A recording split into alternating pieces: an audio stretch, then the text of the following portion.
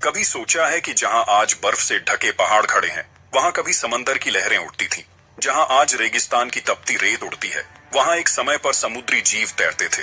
एक ऐसा समुद्र जो आज दुनिया के नक्शे से पूरी तरह मिट चुका है, लेकिन उसके निशान आज भी हिमालय की चट्टानों और राजस्थान की मिट्टी में दफन है। इस समुद्र का नाम था टेथिस महासागर, और इसकी कहानी आपके सोच से कहीं ज्यादा रहस्यमयी है।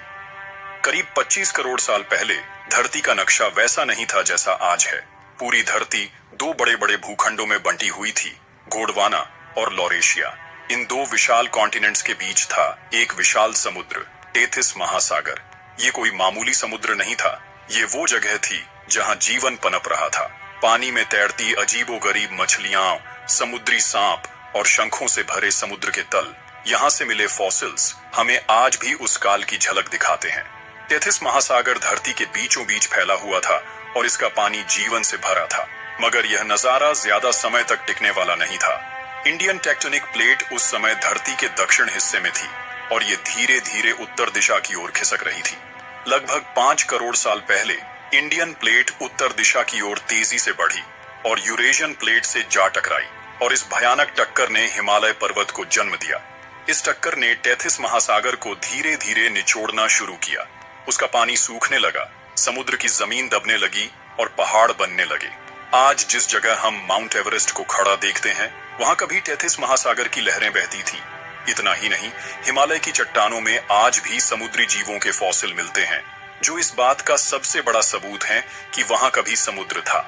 माउंट एवरेस्ट, दुनिया की सबसे ऊंची चोटी, क्या आप जानते हैं वहां से आज भी समुद्री जीवों के फॉसिल्स मिलते हैं।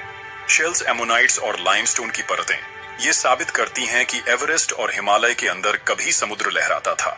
जिस एवरेस्ट को आज लोग फतेह करने का सपना देखते हैं, वो कभी समुद्र की गहराई का हिस्सा था। टेथिस महासागर तो दब गया, लेकिन उसका शरीर बन गया हिमालय पर्वत। अब आते हैं सबसे चौंकाने वाले हिस्से पर। क्या राजस्थान और सहारा का रेगिस्तान भी कभी टेथिस महासागर का हिस्सा था?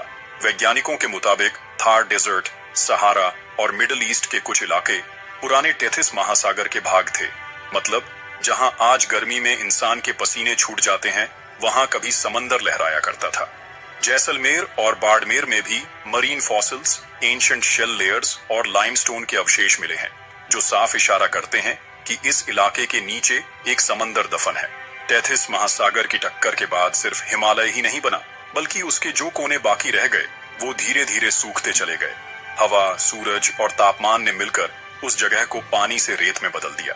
सहारा और राजस्थान दोनों ही टेथिस के सूखे हुए छोर हैं। राजस्थान की रेत के नीचे आज भी साइंटिस्ट्स को सॉल्ट डिपॉजिट्स और एंशिएंट वाटर बेड्स मिलते हैं। और यही नहीं, कुछ एक्सपर्ट्स मानते हैं कि थार डेजर्ट के नीचे आज भी पानी की परतें छुपी हो सकती हैं।